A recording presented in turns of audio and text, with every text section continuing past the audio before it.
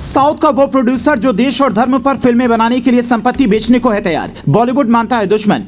फिल्में पर्दे पर ला रही ऐसी कहानी केजीएफ, पुष्पा और RRR से भी ज्यादा मचाएगी भौकाल। बड़े बड़े स्टार हुए बेहाल। मास महाराज की फिल्म का दर्शकों को है बेसब्री से इंतजार। रवि तेजा का रॉबिन हुड अवतार देखिए पहली बार।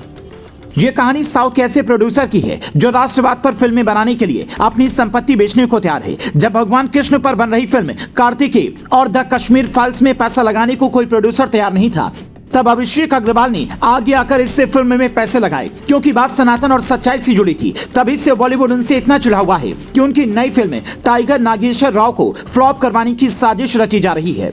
जबकि आप ये जानकर हैरान हो जाएंगे कि सलमान खान की किक मूवी साउथ की जिस हीरो की रीमेक थी, उसी हीरो की यह फिल्म है। ऐसे में बॉलीवुड डर रहा है कि अगर साउथ की फिल्में पैन इंडिया रिलीज होंगी तो वो फिर कॉपी पेस्ट फिल्में कैसे बनाएंगे। और उसका ये डर तब और बढ़ गया जब TNR के ट्रेलर रिलीज होते ही दर्शकों ने इसे भरपूर प्यार दिया। एडवांस बुकिंग के मामले में इसने का रिकॉर्ड तोड़ डाले, क्योंकि इसमें ऐसे तगड़े एक्शन सीन हैं और रियलिटी है जो असल में बॉलीवुड आज तक सोच नहीं पाया। इसीलिए उसने सबसे पहले TNR की रिलीज के दिन यानी कि 20 अक्टूबर को ही नई फिल्म रिलीज करने की चाल चली। और जब लगा कि यह चाल फेल हो जाएगी तो प्रोड्यूसर पर दबाव बनाया गया कि इसकी रिलीज डेट खिसका ली। पर सवाल की दर्शकों को शानदार कंटेंट मिल रहा है तो बॉलीवुड चिढ़ क्यों रहा है।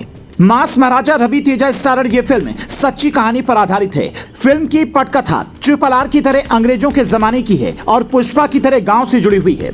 इससे फिल्म की कहानी शुरू होती है आंध्र प्रदेश के एक छोटे से गांव से। कहते हैं कि अंग्रेजों ने चोरों और डाकुओं पर नजर रखने के लिए आंध्र प्रदेश में एक गाँव बसाया था, जिसका नाम मद्रास प्रेसिडेंसी के सदस्य होरेल्ड ईस्टवर्ड के नाम पर ईस्टवर्डपुरम रखा गया। यहाँ हर घर में चोर डकैत रहते थे। लेकिन जब अंग्रेज चले गए और देश आजाद हो गया तो 70 के दशक में इस गांव में नागेश्वर राव का दबदबा बढ़ा और इसी नागेश्वर राव का किरदार रवि तेजा ने निभाया है। टाइगर नागेश्वर राव तब आंध्र प्रदेश, तमिलनाडु, तेलंगाना और कर्नाटक के इलाकों में चोरी करता था। जेल जाता तो बाकी कैदियों को बढ़ई और सिलाई के काम सिखाता और गांव में आकर गरीबों की मदद करता। उसकी छवि रॉबिन हुड की तरह थी, पर वो 4 राज्यों से बाहर निकलना चाहता था। इसीलिए सिख की वेशभूषा में पगड़ी पहनकर वो ट्रेन से दिल्ली पहुंचा तो इधर इंदिरा गांधी की सुरक्षा को खतरा बताया जाने लगा।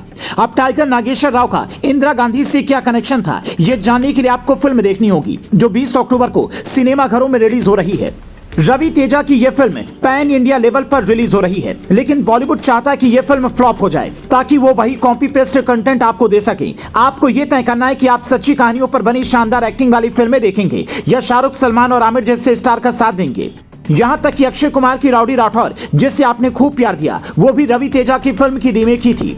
इसीलिए साउथ सिनेमा भी अब ये चाहता है कि दर्शकों को रीमेक की बजाय रियल कहानियां दी जाएं। इसीलिए जिस टाइगर नागेश्वर राव को पुलिस प्रशासन ने चोर समझा, देश के सबसे बड़े चोर की उपाधि दे दी, उसे गरीब कैसे पूछते थे, उसकी पूरी सच्चाई क्या थी, ये कहानी फिल्मी पर्दे पर लाने का फैसला जब डायरेक्टर ने किया तो अभिषेक अग्रवाल पैसा लगाने के लिए आगे आए और कहा कि फिल्मों से राष्ट्रवाद का संदेश जाना चाहिए। साउथ की फिल्मों का सिद्धांत है सबका सम्मान हो, संस्कृति का संरक्षण हो और किसी की भावना को ठेस न पहुंचे। उसी भावना पर काम करेंगे।